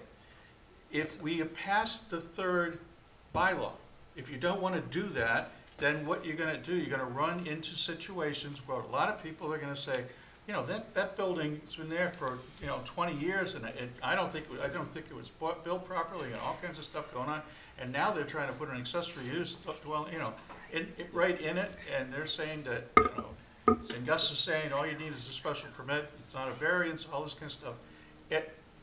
This would spell out things in a certain way that would make sense to everyone. If we don't want to put that extra restriction on it, you don't have to do that. You can decide you don't want to pass that third bylaw and you want to go with the others. But the reason I took quite a bit of time to write that, and I checked 6 or 7 different subsections in the bylaw, I spent a lot of time on that specific wording, is because it would become problems if you have a garage that's been there 50 years, 3 feet from somebody's property line, and now we're allowing them to put an accessory unit in there without them having to without having to deal with that setback, okay? So if it doesn't meet these regs, the specific regulation we're proposing, they would need to get a variance. And they could get that variance possibly from the ZBA at the same time they're getting a special permit. But it's an additional layer that they would have to really look at and prove that they're not going to impact their next door neighbor by living 3 feet from them, or whatever the case may be. That's the reason for it. And right now, what Gus is saying is 100% true. He's seeing something as an existing, non-conforming, and it's up to the ZBA to decide whether that special permit is permitted or not, because they don't have any additional setback discussion or anything like that. They're just looking at the issue without this additional regulation. So that just to clarify, we're just talking, we have a definition, we got where it can be used, and we have that additional setback information. The 3 basic things that these amendments are dealing with. Okay, I get it. There was someone in the audience that had their hand up. Chris Prince, do you still have a comment about this?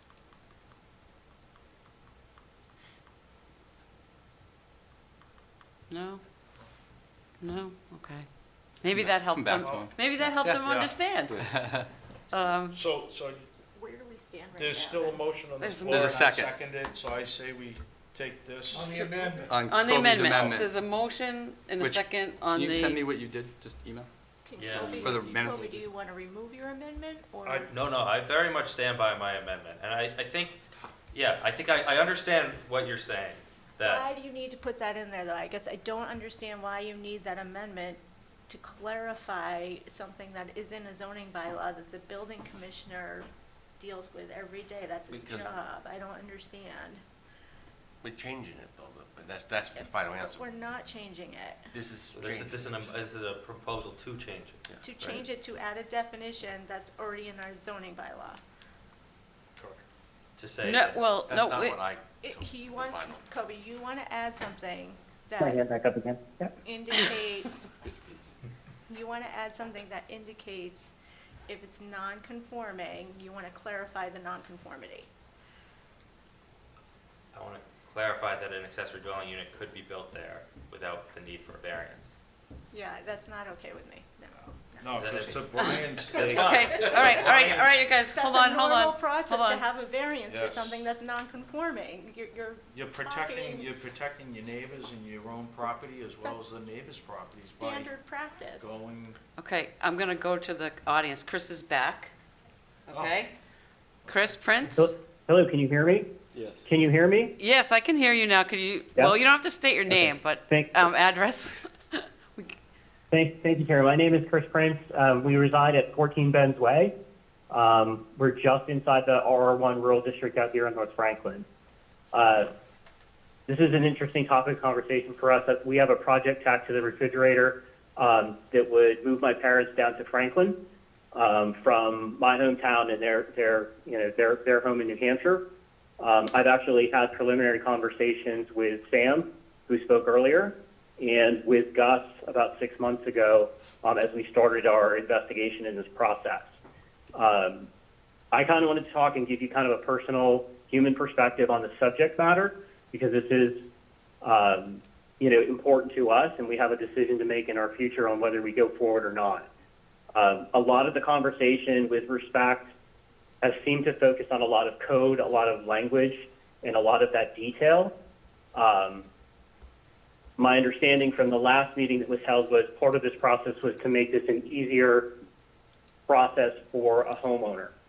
I can tell you after tonight's conversation, I feel like this is just as daunting as it was 6 months ago when we first looked into this. I feel like there's just as much challenge to us in terms of defining what we're going to do, as much as back and forth as possible. Gus was very congenial with us, very transparent with us. It's very easy to work with, and I would hope that that would continue forward as has been discussed. But as Kobe pointed out earlier, this sort of tempers our enthusiasm for even moving this project forward, knowing the steps and the hoops that we would have to jump through to get this process off the ground.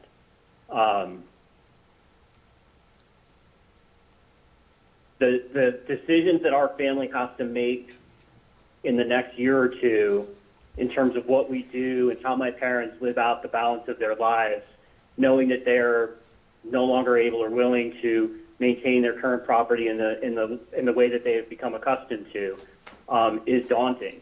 The language of affordable housing has been thrown out there. Our proposal has nothing to do with affordable housing.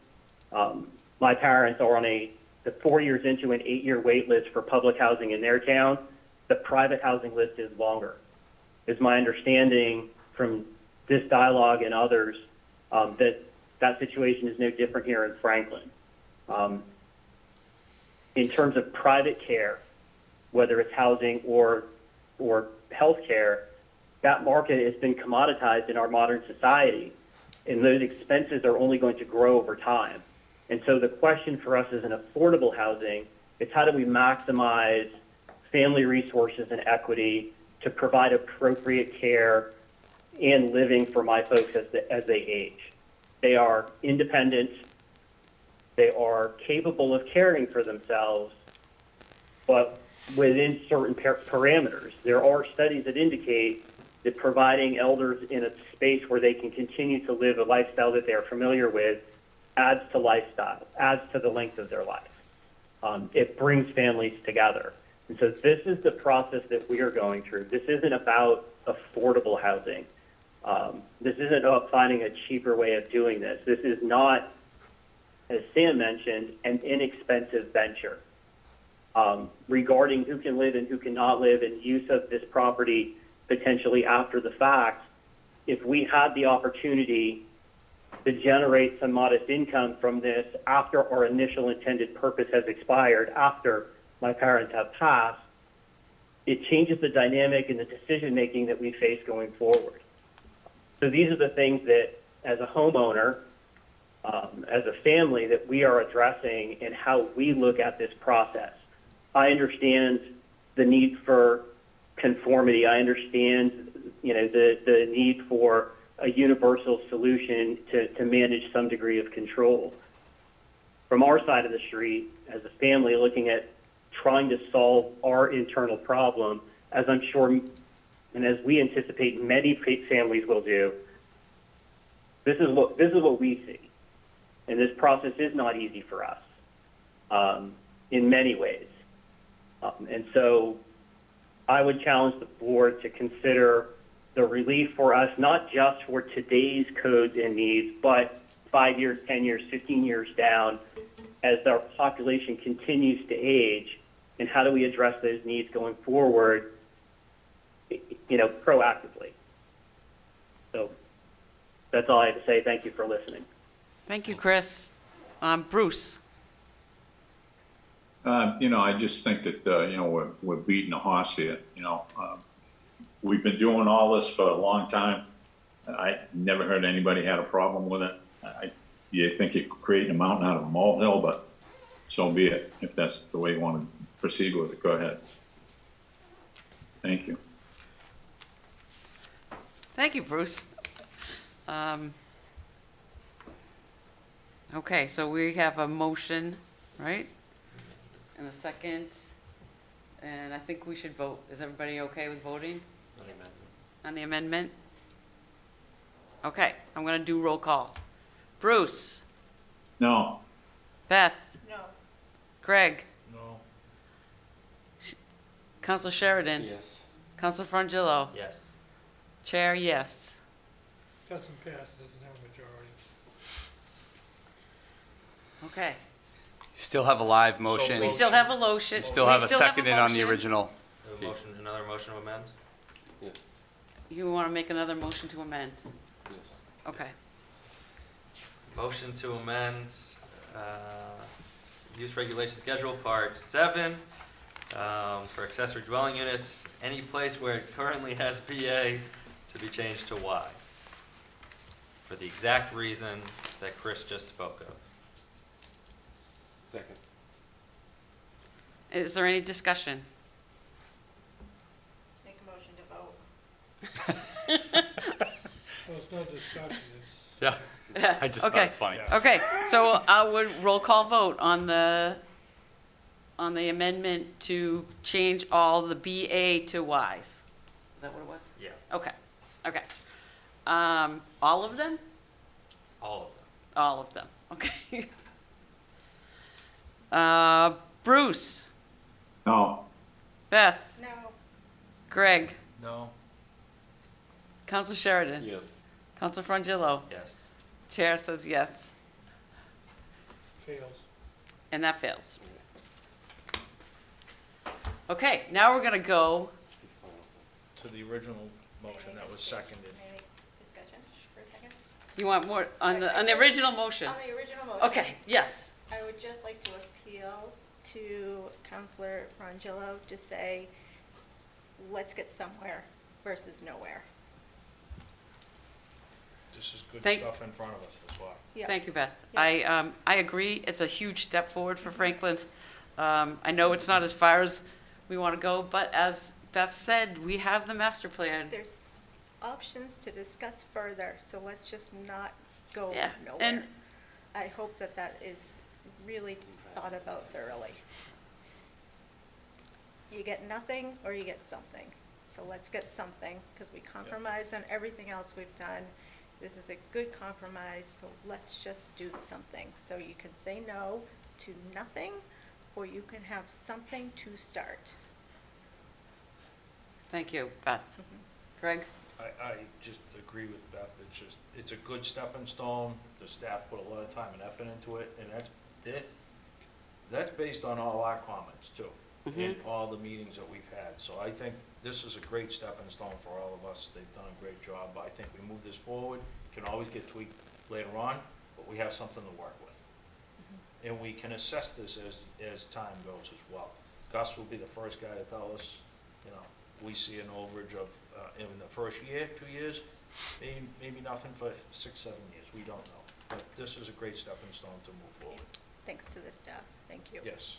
Yeah, I think the staff did a lot of hard work, and they, as Jamie said, this is like their job. They have to deal with people every day. And that's what I do too, and it hasn't really been that pleasant, I'll say.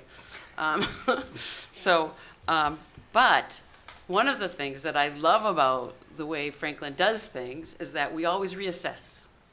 We start, here's a step, everything is okay, and then Gus is kind of like the parent. He says, okay, we're gonna make it kind of restrictive to start, and then we'll loosen things up if we can do that. And I believe that we will get there, because people might be afraid today about what this will do, but once they realize that it's not gonna be crazy, there's not gonna be 300, there's gonna be like the same amount, then we can start to loosen it up. But it is a start, and I think we should think about that, okay?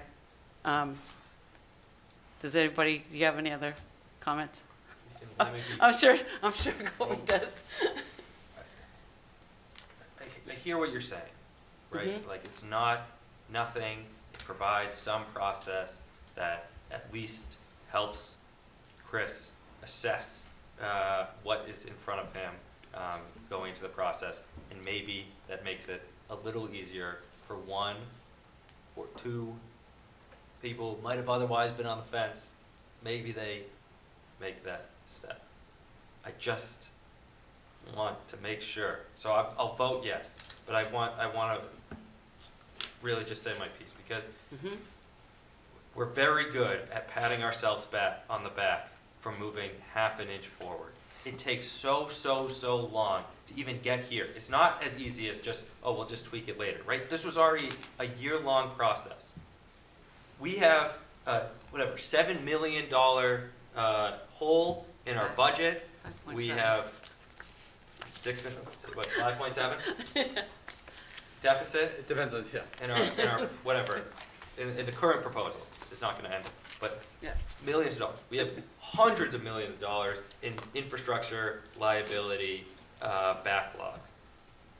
We have a housing crisis, an affordability crisis. The number one thing you hear from seniors at the senior center is that they can't afford to live here anymore. The number one thing you hear from me and my peers is they can't afford to live here anymore. What we're doing today and what we did before is it's barely making a dent in that. It's not something to be proud of. At some point, we need to have real solutions that actually take us forward. You can't say no to everything. The town will just go to shit. And you guys won't be around for it, but I will. And that sucks. I need some sense that we're going to start putting some real solutions together that actually add some revenue to the town, that actually add some livability to the town, that actually add some housing units that are affordable for people at different price points to the town. We can move this forward, but it's barely doing anything, and I just hope that we recognize that. I would just like to comment, Kobe, I feel very sorry that you feel we're doing nothing to move things forward, because we are. We're doing a lot of work here, and this is making a difference, and the soapbox and lecture isn't taken kindly. Thank you. Councilor Sheridan. If the town does go to shit, I hope I'm at least alive to be there. And I will be Okay, alive as all well. right, all right, Yeah. that's enough. And I'll be living here to enjoy it and shovel it. All right, I think we should just take a vote. Yes. Yeah. I think we've all said what we've had to say, okay? Not all pleasant, but I understand. It's a very emotional thing. Sorry. And I understand we want to do things. We want to get things done. We want to use the staff's time efficiently, because they do a lot of work for us, and we make them work every day, all day long. I think it's like 24/7, and I think we need to also keep that in mind. Thank you. So with that, I will take a roll call vote to move the changes as, I don't think the there's mo- any changes. no, not the changes, that's not what I meant. I meant like the proposals, the three proposals, Three proposed bylaw amendments. the three As proposed recommended. bylaws amendment as Presented. presented. Thank you, that was the word I was looking for. Thank you. Bruce, No, Beth, Yes. Greg, Yes. Colby, Frangelo, Yes. Council Sheridan. Yes. Chair, yes. Motion carries. On to the town council. Yep. Excellent. I think, thank you, everybody. I think, I'm clapping, come on. Usually people just join in. I can't, I'm doing a golf clap. I mean, I for can't Chris, who's looking for a process and some, I hurt my hand today. I Certainty. can't, right? Can I make a motion to adjourn? But this will help him get there and Yeah. streamline, which will help Gus do his job, and Brian and Amy. Send them my way. I'm hopeful that Gus can work with Chris and others now, even while we wait for these to go through the hearing process. I'm sure that Gus can give Chris and his family some advice on how to move forward. right, So, I absolutely. hope Okay. they get in touch. Thank you, everyone. I've heard a motion to adjourn, so that there's a second, is non-debatable. All those in favor? Say- I know, that's what I meant. Roll call vote. Bruce? Yes. Beth? Greg? Yes. Sheridan? Yes. Frangillo? Yes. Chair, yes. Good night, everybody.